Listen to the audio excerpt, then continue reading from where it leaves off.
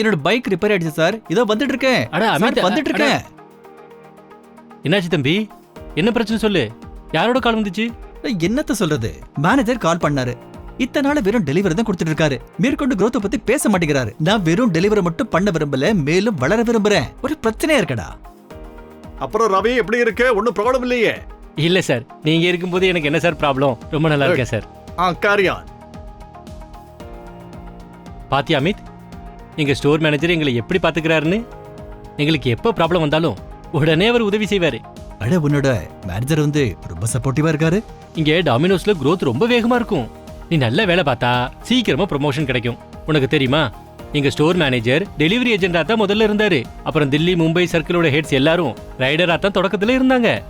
ஏய், இது ரொம்ப அருமையா இருக்கு. டாமினோஸ்ல வேலை பார்க்கறதுல நிறைய நன்மைகள் இருக்கு. ஆமா, உனக்கு எல்லாம் பிடிச்சிருந்தா நீயும் டாமினோஸ்ல ஜாயின் பண்ணலாம் நண்பா. பாரு, நிறைய விஷயங்களை கத்துக்கலாம். லைஃப் செட் ஆயிடும். எனக்கு தோணுது டாமினோஸ் உண்மையிலே சிறப்பானது. உண்மையிலேயே சிறப்பானது. உன்னை ரெஃபர் பண்றேன், ஜாயின் பண்றியா? ஆஹா, கட்டாயமா.